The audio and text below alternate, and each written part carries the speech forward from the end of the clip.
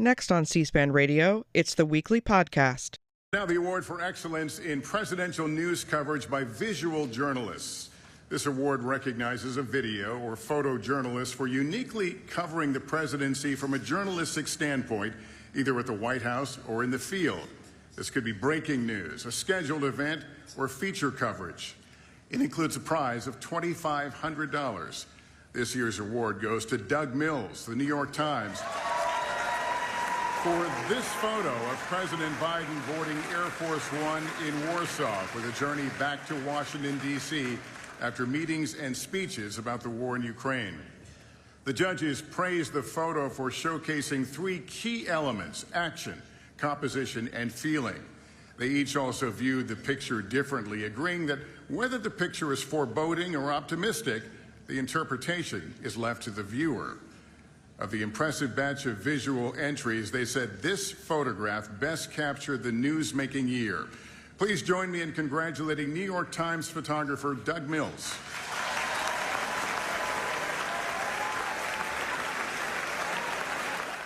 That was Lester Holt, anchor of NBC Nightly News, at this year's big White House Correspondents Association dinner.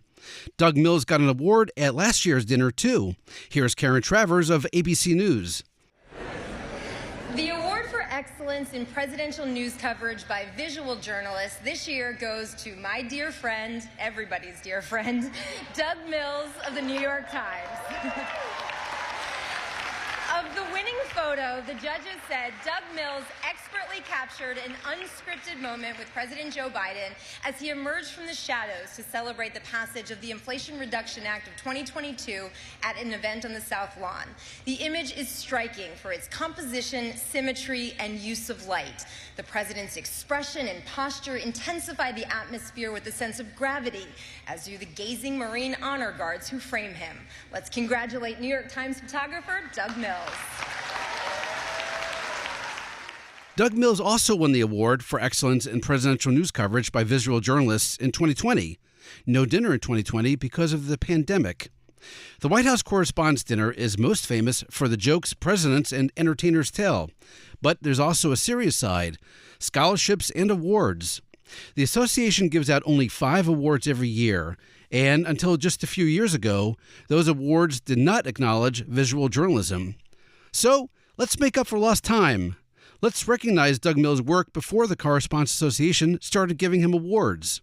In this episode of C-SPAN's podcast, The Weekly, we'll revisit a specific moment in presidential history that changed America and made many Americans aware of Doug Mills' legendary work. We'll remember, in Doug Mills' own words from his appearances on C-SPAN, what he saw and experienced covering President Bush during the terror attacks of 9/11. If you picked up Time magazine this week, this is the picture you're going to see on the cover of the special issue. It was taken by Doug Mills, who is the chief Washington photographer for the Associated Press, and joins us this morning. Good morning, Mr. Mills. Good morning, Karen. How was this picture taken? It was taken under not normal circumstances, obviously. Pretty busy day up in New York with the president there visiting the firefighters and victims. A lot of pushing and shoving, a lot of yelling and screaming by local officials, law enforcement, Secret Service, everybody trying to make sure the president was secure in that area. Luckily was able to get up close enough with a lens, wide-angle lens, and capture the moment. That was Doug Mills on C-SPAN's Washington Journal. It was September 19th, 2001. The picture he was describing, that iconic image of President George W. Bush standing over the rubble of the World Trade Center. The president is alongside firefighters and first responders, holding a megaphone and an American flag. Doug Mills also recalled what happened to him on 9/11. Where were you last Tuesday? Last Tuesday, we started out in Sarasota, Florida with the president. I was on the trip. We went down there on Monday. We were doing an education event. This is a normal trip for you? Normal trip. Quick, in and out. Down with the president on Monday, overnight in Sarasota. Back on Tuesday afternoon after an education event. And then home, and then next day, back at the White House on Wednesday. You brought with you a series of photos on your laptop that we're going to be able to show our viewers of things that you took over the week. Tell us a little bit about it. Just walk us through it. Well, the day started out with that Tuesday morning. the president went for a jog, pre-dawn jog. I think he ran a little over 6 miles. Obviously, normal situation. Everything was the same. We don't jog with him. There were a couple reporters that did run with him, yes. And then we went to this education event. And as we pulled into the education event, there were cell phones in the motorcade that were going off, and people were getting calls about a plane crash in New York. We didn't know the circumstances that the plane crash was. We were told that it was a commercial airline, and that's all we knew. We went into the event, and everything seemed pretty normal.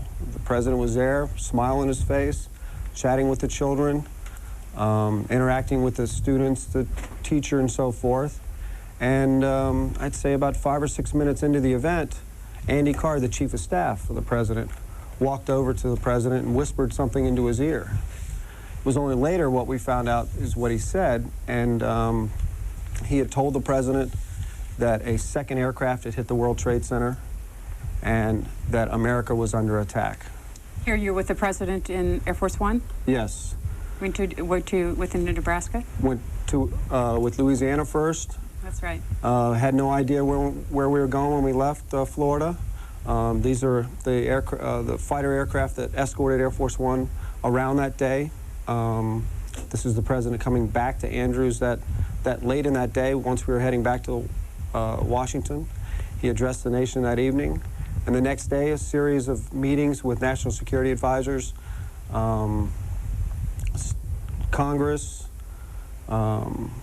memorial services, and then on to New York. So it's been a horrific week. 6.5 years later, Doug Mills was back on C-SPAN, this time the Q&A program. It was March 2008, and he told more stories about what he saw on 9/11. During that classroom visit, it was basically a trip that was going to talk about education, Head Start program, and the president arrived at that school, and by the time we pulled up to the school, we had heard that there had been a plane crash in New York City and had no idea how big it was. And then Andy Card, during that event, which is very unusual, Andy Card, the chief of staff, walked over and whispered into the president's ear, Mr. President, a second aircraft has just hit the World Trade Center. And he knows America's in this under picture attack. that it's... He knows hit. right there that this is a terrorist attack. Did you? We had no idea. And where were you traveling that particular time? Were you with the president? I was traveling on Air Force One with the president all day. We were going to do a stop in Florida, and I think then we were heading back to Washington. So immediately after he heard that, he made this statement here where he got pretty choked up about it. And the day just took off. I mean, it was just an amazing day. Straight onto Air Force One. We were not told where we were going. Nobody seemed to know where we were going. If they did, they weren't telling us. We were able to watch it from a monitor inside of Air Force One in the press cabin there, showing replays. And we were watching on the screens, the Pentagon's on fire and the World Trade Center's on fire. So we were watching most of it. And this is here, the president was on the phone to the governor and the mayor of New York discussing what plans they were going to do. What kind of restrictions are there on you when you're in that room and he's on the phone? Not it's very rare that we were up there in the front of the cabin with the president. It's very rare. It doesn't happen very often. But because of the historical day that it was, we were invited up. Andy Card invited us up there to document it. And this was amazing moments here when we landed at our first stop in Louisiana. Air Force One was surrounded by armed guards. Normally we're surrounded by greeting crowds and supporters, and to get off the plane and see a gentleman stand there with a M16 and a rifle, not something you see every day. So what were your own thoughts at the time? What's the next? When we were flying on the plane, we were very concerned about what's next. What is going to happen next? And this was a moment which still you can't believe happened. We were flying out to Nebraska, to Offutt Air Force Base in Nebraska, and we were looking out the window, and there was a F-16, and we were like, what's that doing out there? And they said, oh, they're following us, they're escorting us.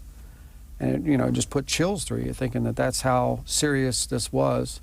And they followed us all the way back to Andrews Air Force Base. And you could, I mean, we looked out the wing and you could see the pilots of the fighter's face. Now, That's how can close you they were. send photos back to the New York Times from Air Force One? You cannot, no, not yet. They have internet access on board, but not for the press. So when did you get those photos back to the New York Times, and was there a website at the time? Well, I worked for the Associated Press during this time. Oh, you did? Yeah. At our first stop, they took us here in Nebraska. This was the first time I was able to send some of the stuff. They took us to when he went into this underground bunker, they took us across to an auditorium in another conference room and let us use their internet access there, and we were able to send the pictures back then. And a footnote to internet access in Air Force One. Here's Doug Mills last year, March 22nd, 2023, at the John F. Kennedy Presidential Library and Museum, a conversation about covering presidents and the presidency. I was with President Bush on 9/11, and one of the fascinating things about what happened with the 9/11 Commission report was the reason that we landed in Louisiana to address the nation on the ground was because he didn't have capabilities aboard Air Force One to do that. And that was one of the things that the 9/11 Commission wanted to make sure that there was internet provided somehow to that airplane, so if he needed to address the nation aboard Air Force One, they could do it. And now that capability is there, even though that vehicle, that airplane is 35 years old, soon to be replaced, but still, now that capability is there. And now, a bonus clip. Think Doug Mills likes his job? Here's Doug Mills on C-SPAN's Q&A program a second time, December 2013, when the president was Barack Obama. What's changed other than this technology? Well, technology's changed. But what about on the other side, the people you're taking pictures of? What's changed on their side? I think, let's see, that's a good question. I think looking at the White House, starting with Reagan, the administration, obviously just the security around the compound ever since, before, and even 9/11 and before has changed. Every president is different. Every president is unique in their own relationship to the photographers and to people in the press. And I mean, I have the best job in the world. I mean, to be able to cover the White House and Capitol Hill and then also do sports and, get around, I'm very blessed. I got a great job. And a rare second bonus clip. Here's Doug Mills on C-SPAN's Q&A a third time, January 2018, when the president was Donald Trump.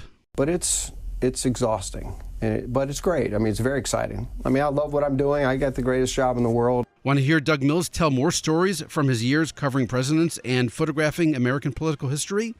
Use the C-SPAN Video Library. Go to cspan.org and in the search bar on top, just type in Doug Mills. You'll get great stories from a great photographer who has a great job. For now, thanks for listening and happy searching.